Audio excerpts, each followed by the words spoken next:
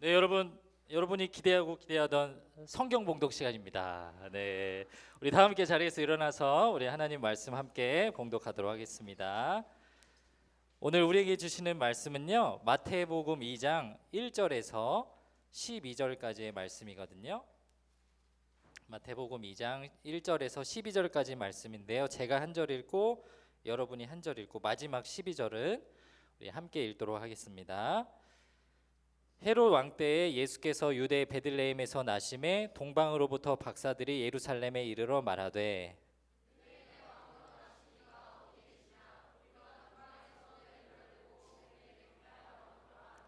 헤롯 왕과 온 예루살렘이 듣고 소동한지라.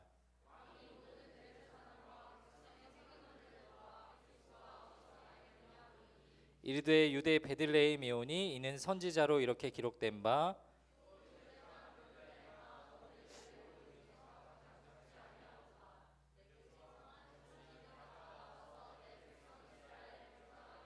하였음이니이다. 이에 헤롯이 가만히 박사들을 불러 별이 나타난 때를 자세히 묻고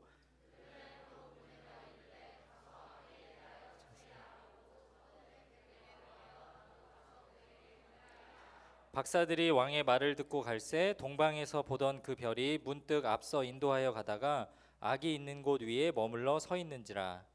그들이 별을 보고 매우 크게 기뻐하고 집에 들어가 아기와 그의 어머니 마리아가 함께 있는 것을 보고 엎드려 아기께 경배하고 보배 합을 열어 황금과 유향과 몰약을 예물로 드리니라.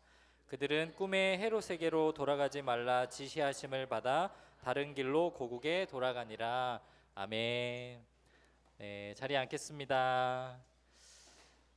우리 예배를 시작하면서도 인사했는데요. 우리 옆에 있는 분하고 이렇게 한번 인사해 보겠습니다. 메리 크리스마스. 네, 진짜 이제 성탄절이 코앞으로 다가왔습니다. 우리 메리 크리스마스라는 인사를 우리 성탄 시즌에만 하는데요.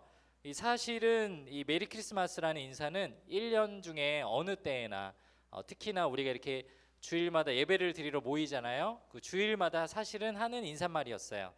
이 인사는 어떤 뜻이 있냐면은 이제 메리, 그다음에 크라이스트, 그리고 마스라는 단어의 세 가지 단어의 합성어인데 이제 메리는 즐겁다, 기쁘다 이런 표현이고 크라이스트는 우리가 아는 예수님을 그리스도를 지칭하는 말이고요. 이제 마스라는 말이 원래 그 라틴어 미사 예배를 뜻하는 이제 메스, MASS라고 해요. 그 단어 이 세 가지 단어가 영어 단어로 이제 표기가 돼서 합성어가 된 거예요. 그래서 원래 직역을 하자면 오늘은 예수 그리스도를 기념하고 예배드리는 기쁜 날입니다. 이런 표현이에요. 그러니까 성탄절에만 쓰는 표현이 아니라 우리가 모일 때마다 또 주일마다 이렇게 쓸 수 있는 표현이죠. 다시 한번 해볼까요? 메리 크리스마스 하는데 옆에 사람 이렇게 하이파이브 하면서 한번 해보겠습니다. 준비하시고 시작. 메리 크리스마스. 네. 이 세상 사람들은 이 메리 크리스마스의 진짜 의미를 모르고 오늘 그냥 좀 좋은 날 되자, 오늘 좀 즐겨보자 이런 의미로 메리 크리스마스라고 인사하는데 실로는 이렇게 아주 깊고 또 예배에 관련된 깊은 뜻이 있습니다.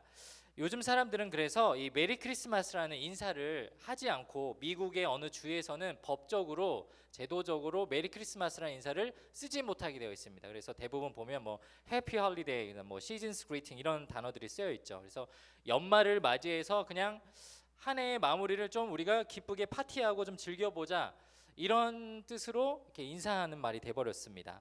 그런데요, 사도행전 1장 11절에 보면 우리가 왜 성탄절을 기념하고 이 성탄주일에 이렇게 모여서 메리 크리스마스라는 인사를 하고 이렇게 예배 드려야 되는지 이유를 가르쳐 주시거든요. 우리 사도행전 1장 11절을 같이 한번 읽어볼게요. 시작. 이르되 갈릴리 사람들아 어찌하여 서서 하늘을 쳐다보느냐 너희 가운데서 하늘로 올려지신 이 예수는 하늘로 가심을 본 그대로 오시리라. 네, 여기서 가장 중요한 단어가 뭐냐면 오시리라라는 단어예요. 예수님이 다시 오겠다라고 약속을 하셨습니다. 그리고 분명히 다시 오실 것이라고 성경 여러 군데에 예언이 되어 있어요. 그래서 우리가 이 성탄주일 예배를 드리는 이유는, 그리고 매주 모여서 주일 예배를 드리는 이유 중에 하나는 언젠가 다시 오실 주님을 기대하고 기념하며 우리가 다시 예수님이 이 땅에 오실 때까지, 그 마지막 날이 이를 때까지 우리 신앙을 잘 지키자라는 그런 결단의 의미로도 모인다라는 것입니다. 우리가 기념하는 12월 25일 성탄절은요, 그래서 우리 주변에 좋은 사람들과 선물을 나누고 뭐 파티를 하고 맛있는 음식을 먹고 1년 중에 어느 기념일처럼 보내는 날이 아니라 실제로는 다시 오실 예수님을 기념하고 기억하면서 그날을 보내야 한다라는 것입니다. 오늘 이 말씀을 통해서 우리가 이 성탄절을 기념하며 성탄을 우리가 어떻게 보내야 하는지, 성탄을 맞이하는 자세를 어떻게 보내야 하는지 함께 배울 수 있는 귀한 시간이 되길 축복합니다. 첫 번째로 우리는 말씀을 통한 깨달음으로 이 성탄을 준비해야 합니다. 한번 따라해 볼게요. 말씀을 통한 깨달음으로 맞이해야 합니다. 네, 오늘 말씀에 중요한 사람들이 나오는데요. 이 동방박사 사람들이 예수님을 만나러 오는 그 이야기들이 오늘 성경에 기록되어 있죠. 4절에서 5절에 보면 헤롯 왕이 동방박사들이 예수님을 찾기 위해서 이 땅에 왔습니다라는 이야기를 듣습니다. 그리고 질문하는 거예요. 왕이 모든 대제사장과 백성의 서기관들을 모아 그리스도가 어디서 나겠느냐 물으니 이르되 유대 베들레헴이오니 이는 선지자로 이렇게 기록된 바, 이렇게 기록되어 있습니다. 우리가 이 성탄절을 기념하는 날짜를 12월 25일로 정했죠. 그렇죠? 언제부터 정했을까요? 12월 25일로 날짜를 언제부터 정했을까요? 혹시 아는 친구들 있어요? 없으면 나중에 요즘에는 뭐 구글이나 이런 데 잘 나오니까요. 종교력이라는 것에도 이제 나와 있는데 정확하게는 이제 로마 교황 율리오 시절, 그래서 AD 350년부터 12월 25일을 성탄절, 예수님의 탄생하신 날로 기념하고 있습니다.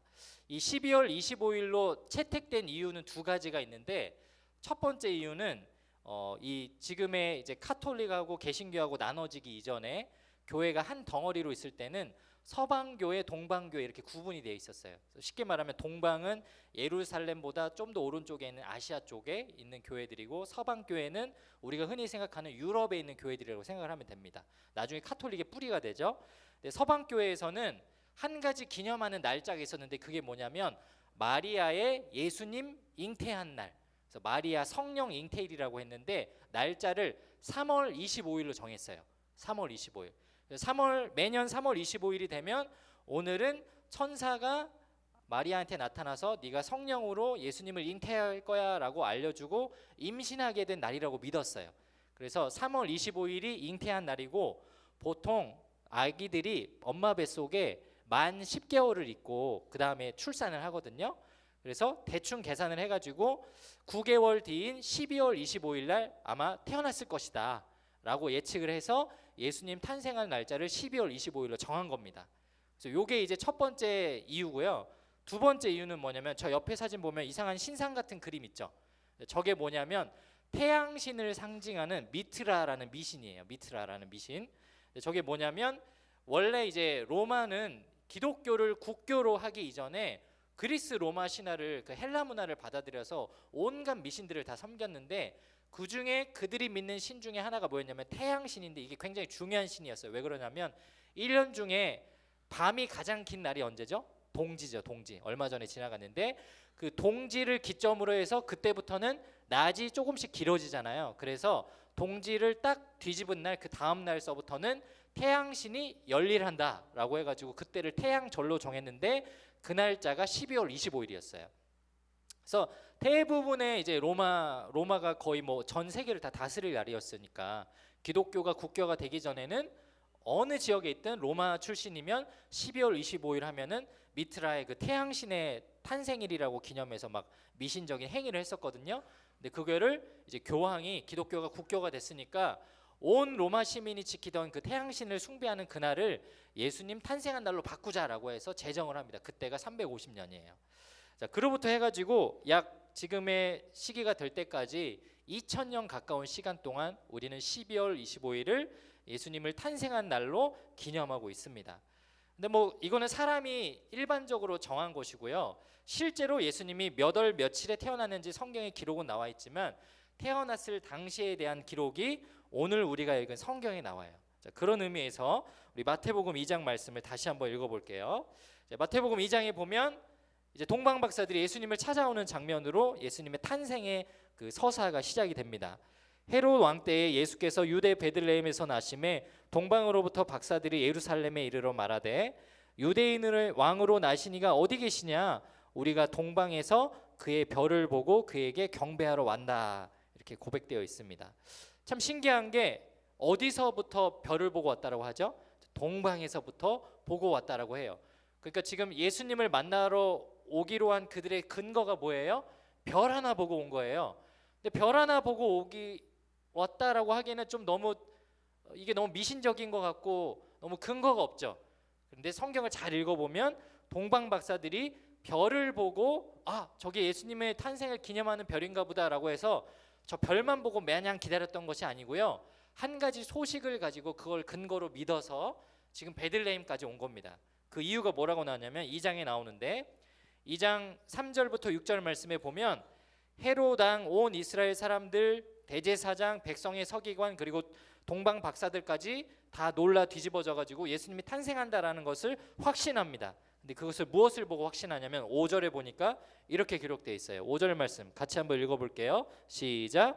이르되 유대 베들레헴에 오니 이는 여기 뭐라고 기록되어 있죠? 선지자로 이렇게 기록된 바. 이거를 조금 쉬운 말로 번역을 하자면 성경에 쓰여져 있는 바라고 할 수 있어요. 그러면 거꾸로 해석하면 지금 동방 박사들이 무엇을 근거로 해서 예수님이 유대 베들레헴에서 태어난다는 것을 믿었던 거예요? 바로 성경 말씀을 근거로 믿었다라는 것입니다. 그래서 이 2장 5절 말씀을 쉬운 성경으로 읽으면 이렇게 기록되어 있어요. 그들은 대답하였습니다. 유대의 베들레헴이라는 마을입니다. 예언자들이 이렇게 기록해 놓았습니다. 오늘 헤롯 왕을 만난 동방 박사 세 사람이 당신들은 무엇을 근거로 이곳에 왔습니까? 저희는 별을 보고 왔는데요.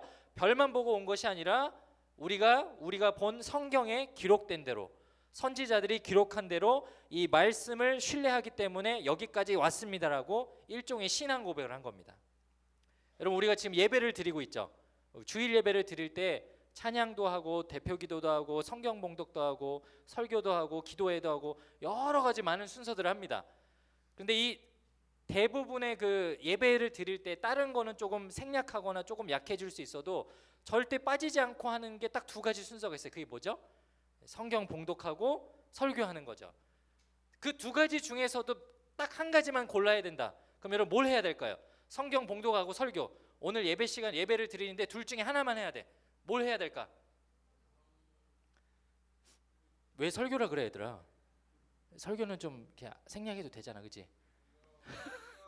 성경 봉독이에요. 성경 봉독. 제가 설교를 하기 싫어서 하는 얘기가 아니고 이 성경적으로 말씀을 설명을 드리는 겁니다. 우리가 모일 때 예배를 드릴 때 꼭 단 한 가지 행위만 해야 된다라고 하면은 예전 사람들은 성만찬을 했고요. 왜냐하면 성만찬을 하는 행위를 통해서 하나님을 기념한다라고 그들이 믿었고 그 당시에 성경이 없었거든요. 시간이 지르고 나서 우리 모두에게 성경이 쥐어지기 시작한 이후로는 지금도 카톨릭에서는 대부분 설교를 생략하는 부분에서는 경전이라고 하는 자기네 카톨릭 성경만 읽습니다. 무슨 말이냐면 우리가 예배를 드릴 때 가장 중요한 것은 설교 메시지가 아니고 설교는 결국 사람이 하는 거잖아요. 물론 설교 말씀이 하나님의 말씀을 설교자가 묵상해서 여러분이 이해할 수 있고 적용할 수 있을 만큼 반대로 이렇게 희석을 해서 또는 해석을 해서 가공을 해서 여러분에게 전달하는 메시지라면 성경 봉독은 제 이야기를 하는 게 아니라 성경에 기록되어 있는 하나님의 말씀을 하는 것이기 때문에 이거 하나만 해도 충분하고 완전하죠. 그래서 저는 기대합니다. 어느 날 깜짝 이벤트로 오늘 주일 예배는 성경 봉독이 끝입니다. 할렐루야. 얼마나 여러분한테 기쁘고 복된 시간이 되겠어요. 그렇지만 40분을 해야 되기 때문에 성경 봉독을 40분 동안 하겠죠. 농담이고요. 성경이 왜 성경 봉독만 해도 되냐면 이것이 하나님이 하신 말씀이기 때문에요. 하나님이 주신 생각으로 하나님의 말씀을 기록한 사람들의 이야기고 그렇기 때문에 우리 기독교인은 침례교인은 이 성경 말씀이 하나도 1.1에 무어하다, 오류가 없다라고 믿고 따르는 것입니다. 요한복음 4장에 보면 그래서 예수님이 앞으로 예배를 드릴 때 너네들은 이렇게 예배 드려라라고 가르쳐 주시는 장면이 있는데요. 뭐라고 말씀하시느냐? 아버지께서는 자기에게 이렇게 예배하는 자들을 찾으십니다.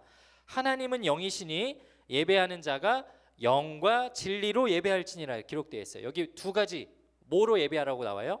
영과 진리. 영은 쉽게 말하면 내 마음 상태를 말하는 거예요. 내 영혼. 내가 좀 예배를 드릴 만한 자세와 태도를 갖추고 예배를 드리라는 거죠. 그럼 진리는 뭘까요? 진리는 내가 아는 지식을 말하는 것이 아니고요. 진리는 헬라어 단어 로고스라는 단어가 쓰였는데 직역하자면 말씀을 뜻하는 거예요. 성경 말씀. 그래서 영어 단어로는 바이블이라는 단어가 써야 되는데 영어 성경에 보면은 truth라는 단어가 쓰였습니다. truth가 무슨 뜻이에요? 진실, 진리 이런 뜻이잖아요.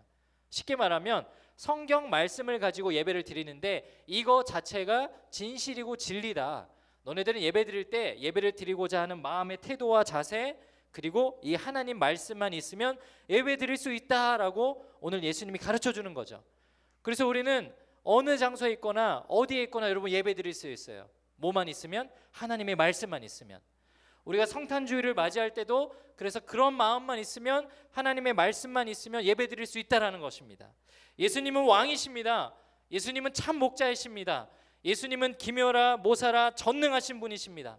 예수님은 자기 백성을 그들의 죄에서 구원할 분이십니다. 예수님은 살아계신 하나님의 아들이십니다. 제가 선포하는 이 문장이 제가 지어낸 말이 아니고 어디에 기록된 말씀일까요? 성경 말씀에. 사랑하는 여러분, 여러분들이 앞으로 성탄절을 보낼 때마다, 그리고 여러분이 신앙생활할 때마다 내가 하나님을 믿고 따를 수 있는 그 근거가 하나님 말씀에 있는 것을 여러분 꼭 기억하고 살아가기를 주의 이름으로 축복합니다. 앞으로 평생을 살아가는 동안 나는 무엇을 믿는 사람이니까 라고 물어봤을 때 저는 하나님의 말씀을 믿는 사람입니다. 그것을 근거로 예수님이 살아계신 구원자고 나의 죄를 위해서 죽으시고 부활하신 구세주라는 것을 믿는 사람입니다라고 신앙 고백할 수 있는 그런 마음으로 성탄절을 보내는 저와 여러분이 되길 축복합니다. 우리 한번 옆에 친구 보면서 이렇게 인사하겠습니다. 말씀을 근거로 신앙생활 합시다. 우리가 두 번째로 이 성탄을 보낼 때 어떤 자세로 보내야 할까요? 우리는 헌신과 드림으로 이 성탄을 맞이해야 합니다. 한번 따라 보겠습니다. 헌신과 드림으로 맞이해야 합니다. 네, 오늘 드디어 이제 동방 박사가 예수님, 아기 예수님이 태어난 그 베들레헴 마구간에 이제 들어갑니다. 집에 들어가서 아기와 그의 어머니 마리아가 함께 있는 것을 보고 경배하고요. 그리고 그들이 준비했던 예물을 드려요. 황금과 유향과 몰약을 예물로 드리니라 이렇게 기록되어 있습니다. 이제 오늘 말씀에 보면 이 동방 박사 세 사람은 이 영화의 한 장면 같죠. 이렇게 별이 가다가 멈추면 그 자리에 서고, 또 별이 움직이면 그 별 보고 따라가고, 낮에는 아마 움직이지 않았던 것 같아요. 낮에 좀 쉬고 밤에 움직이는 야간 생활을 했겠죠. 그러고 나서 이들이 드디어 9절에 보면 동방에 서던 그 별이 계속 자기 앞서를 가다가 어느 집 앞에 딱 서고 그 별빛이 한 집을 비추는 장면을 봅니다. 이게 얼마나 아름다웠을까요? 그래서 그 별을 보고 드디어 이곳에 예수님이 계시는구나라고 10절에 보면 그들이 별을 보고 매우 크게 기뻐하고 기뻐하더라라고 기록되어 있어요. 그리고 11절에 제가 읽어드린 대로 경배한 다음에 황금과 유향과 몰약을 드렸다. 근데 왜 하필 여러 가지 많은 예물이 있을 텐데 이 세 가지를 드렸을까? 이거는 어떤 신성한 의미도 있고요, 상징적인 의미도 있습니다. 자, 첫 번째로 황금은 무엇일까요? 황금은 부를 상징하는 예물이죠. 예. 황금을 하나님 앞에 예수님께 드렸다라는 것은 이런 의미가 있어요. 보통은 로마 시대 때 황금은 누가 누구에게 바치냐면 피지배국에 있는 나라가, 약소한 나라가 강대국에게 바치는 예물 중에 하나가 뭐였죠? 황금이었습니다. 우리나라도 조선시대 때 보면 비단 바치고 금 바치고 은 바치고 하잖아요. 근데 가장 다른 거 다 차치하더라도 무조건 약소국이 강대국에게 바치는 의미가 뭐냐면 황금을 바치는 거예요. 그래서 이 의미는 당신이 왕이십니다, 당신이 이 세상 가장 위대하신 분이십니다라는 의미로 황금을 바친 것입니다. 두 번째로 바친 예물은 무엇이냐면 유향이라는 거예요. 유향. 이게 향이라는 그 한자어 단어에서도 생각할 수 있듯이 향기로운 그 고체인데, 이 송진액을 굳힌 고체로서 이것을 언제 사용하냐면 구약 시대에는 제사장이 성막 안에서 하나님께 제사를 드릴 때 사용하는 예물이었고, 그 다음에 이 신약 시대에 와서는 교회 안에서, 성전 안에서 주일날 제사나 미사를 드릴 때마다 사용했던 그 향품이었다고 합니다. 쉽게 말하면 지금 오늘 우리가 모인 이유가, 우리가 예배를 드리는 예배의 대상자가 하나님과 동등하신 분, 바로 아기 예수님입니다. 당신이 우리 예배의 대상자입니다라는 경배의 표현으로 또 유향을 드렸죠. 마지막 몰약은 무엇이냐면, 몰약은 부패하지 않도록 쓰는 방부제였고 약체이긴 했는데요, 이 중국에서는 지금도 이 모략을 약재로 사용한다고 합니다. 그런데 이 이스라엘 지방에서는, 중동 지방에서는 모략을 언제 사용했냐면 사람이 죽었을 때 그 시신이 부패하지 않도록 방부제 역할을 하는 제물로 쓰는 것이 모략이었어요. 쉽게 말하면 이 동방 박사들이 예수님에 대한 이야기를 다 듣고 충분히 묵상하고 언젠가 시간이 지나고 나면 우리 죄를 위해서 죽으시고 부활하실 것을 알고 이미 장례를 준비하는 물품을 태어난 아기 예수님에게 드렸다는 것입니다. 자기가 오늘 이 자리에 와가지고 먼 거리를 와서 이 아기 예수님에게 아무 의미 없는 그냥 소중한 것, 좋은 것을 드리고 끝난 것이 아니라 충분히 준비하고 황금과 유향과 몰약이라는 세 가지 예물을 준비해서 바쳤다는 것을 알 수가 있죠.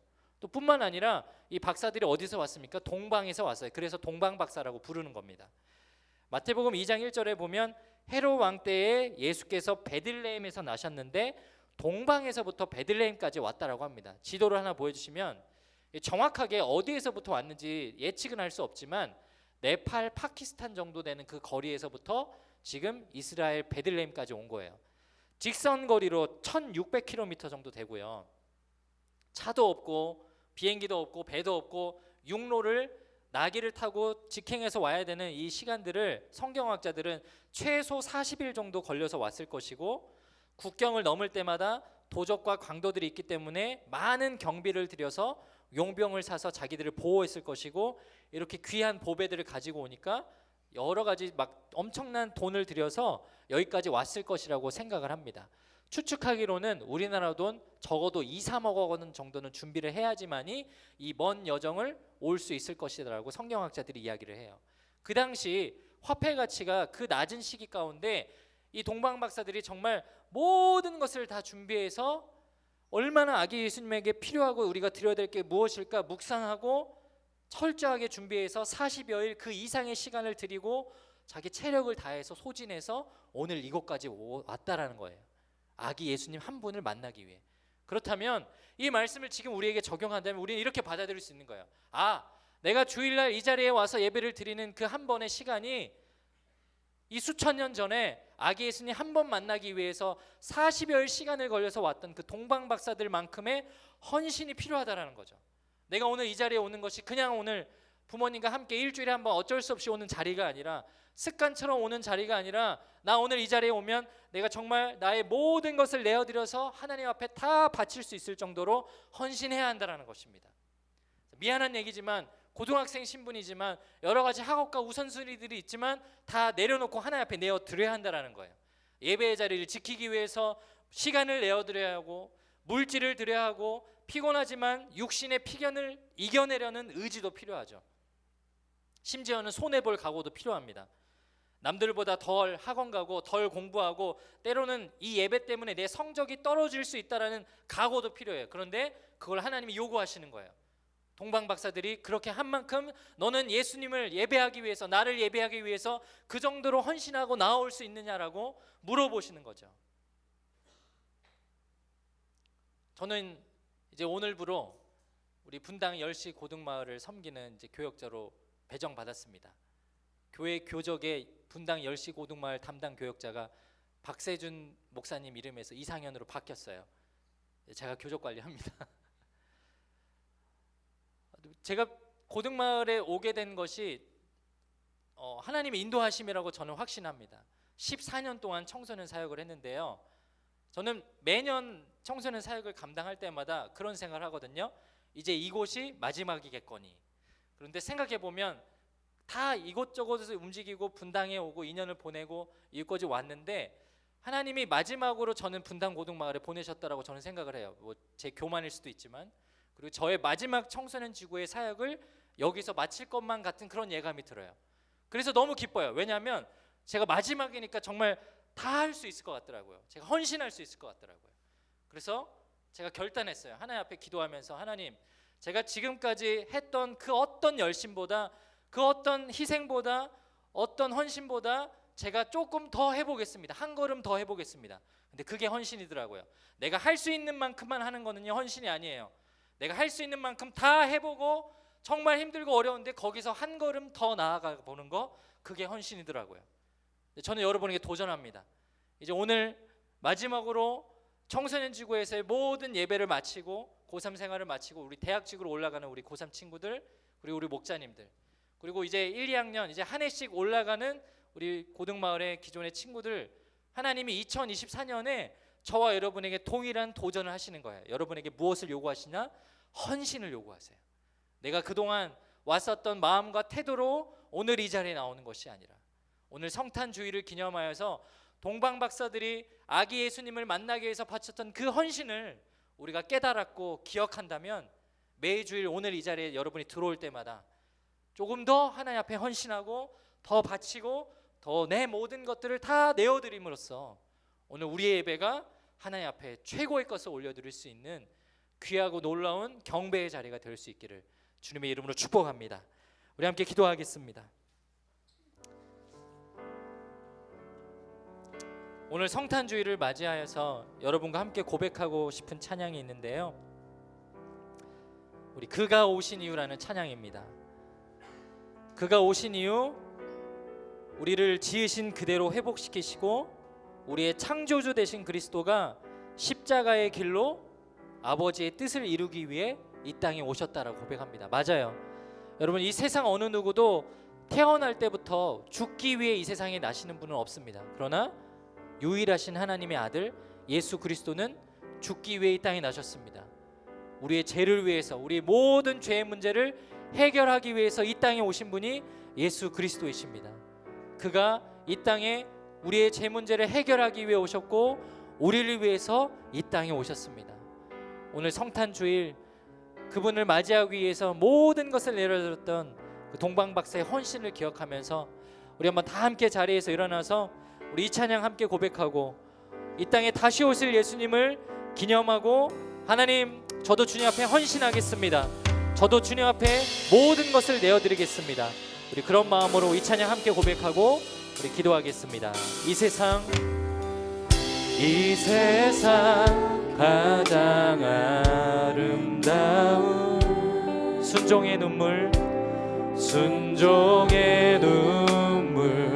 온 세상 다시 빛나게 한, 온 세상 다시 빛나게 한 생명의 눈물,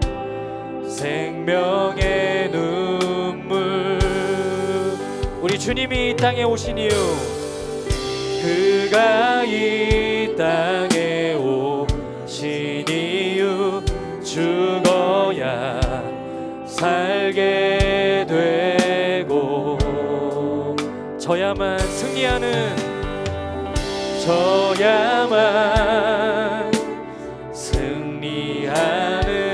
놀랍고 영원한 신비, 지으신 그대로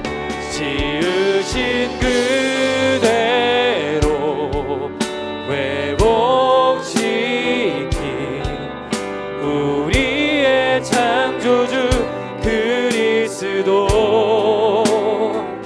십자가의 길로 아버지 뜻 이루셨네. 그가 이 땅에 오시니 이제 우리에게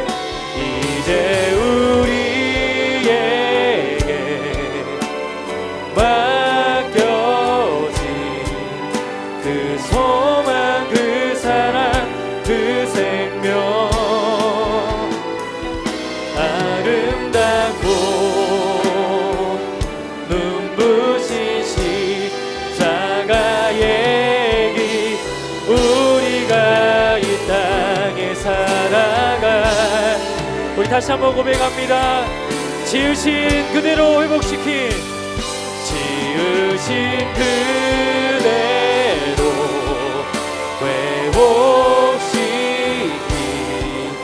우리의 창조주 그리스도, 십자가의 길로 아버지 뜻 이루셨네. 그가 이 땅에 오신 이유, 이제 우리에게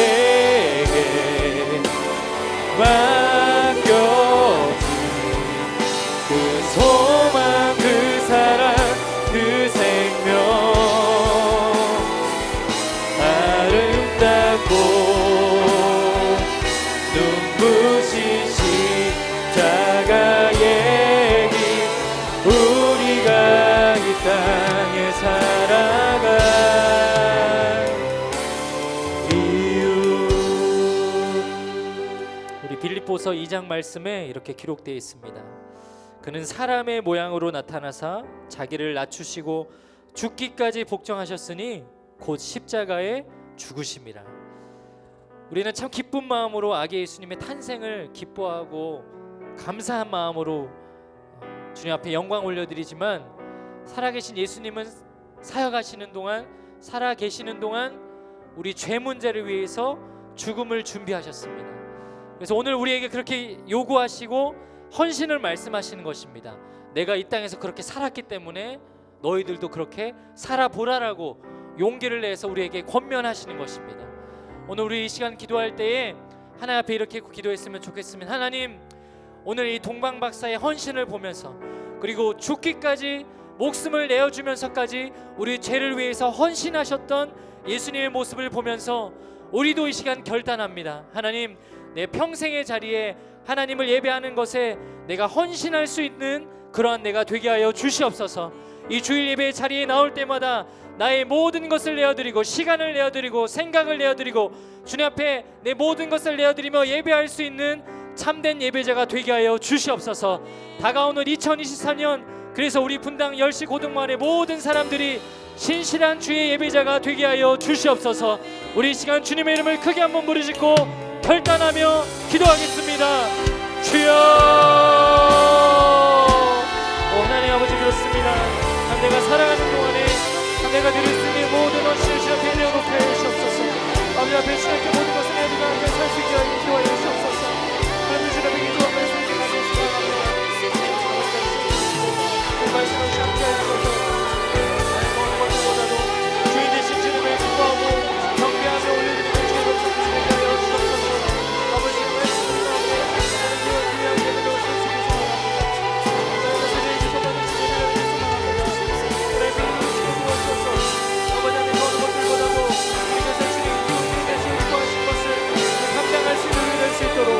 주의 증에서 말씀하신 대로 우리 모든 것을 내어드리고 헌신하고 맡겨드릴 수 우리 인생이 될 수 있도록 주님 축복하시고 함께하여 주시옵소서. 늘 십자가에 우리 주님의 뜻을 모든 것을 이어가지고 주님의 살아가신 것들을 경험하며 나아갈 수 있는 우리 모두가 될 수 있도록 주님 축복하시고 도와주시옵소서. 살아계신 하나님 아버지, 우리 2023년 성탄 주일을 맞아서 하나님 앞에 참 많은 경배와 찬양을 올려드렸습니다. 그리고 오늘 이 마태복음 2장의 귀한 말씀을 통해서 성탄을 맞이하는 우리가 어떠한 마음가짐으로, 어떠한 자세로 예배의 자리에 나와야 하는지 가르쳐 주셔서 참으로 감사합니다. 하나님, 매일의 삶 속에서 우리가 이 하나님의 말씀이 내 삶의 근거가 되는 인생을 살아가게 하여 주시옵소서. 그리고 무엇보다 그리스도인으로서 예배의 자리에 나올 때에 하나님, 무심하고 준비되지 않은 마음과 태도로 나오는 것이 아니라 동방 박사들처럼 나의 모든 것을 내어드리고 시간과 물질과 힘을 다해 하나님을 경배하는 참된 예배자들이 되게 하여 주시옵소서. 특별히 오늘을 마지막으로 이제 고등마을을 떠나는 우리 고3 친구들과 또 목자님들이 있습니다. 그들의 발걸음 위에 오늘의 이 말씀이 그들의 귀한 삶의 가치가 되고 기준이 되어서 어느 곳을 다녀도 하나님을 신뢰하는 주의 백성들로 살아갈 수 있도록 축복하여 주시옵소서. 또한 우리 한양여시 진급하는 우리 고등마을 귀한 친구들이 있습니다. 우리가 2024년 맞이하는 고등마을의 한 공동체로 예배할 때마다 오늘 말씀을 기억하고 신뢰하며 하나님을 예배하는 신실한 예배자로 살아가게 하여 주시옵소서. 그리하여 다가오는 2024년 우리가 그 이전에도 없었던 하나님이 주신 놀라운 부흥과 하나님의 놀라운 은혜들을 경험할 수 있도록 늘 말씀과 헌신의 자세로 준비될 수 있는 참된 예배자들이 되게 하여 주시옵소서. 이제는 우리 주 예수 그리스도의 은혜와 하나님 아버지의 극진하신 사랑하심과 성령 하나님의 역사하심 교통하심이 오늘 마태복음 2장 말씀을 통하여 말씀을 근거로 예배를 준비하고 헌신함으로 예배를 준비하기로 결단하는 우리 고등마을 모든 친구들 머리 위에, 특별히 오늘 이후로 이제 대학직으로 올라가며 성인으로서 하나님을 예배하기로 결단하는 우리 고3 졸업생들 위해, 이들과 함께하는 모든 목자님들 삶과 직장과 모든 환경 위에 이제로부터 영원까지 함께 하시기를 간절히 축원하옵나이다. 아멘.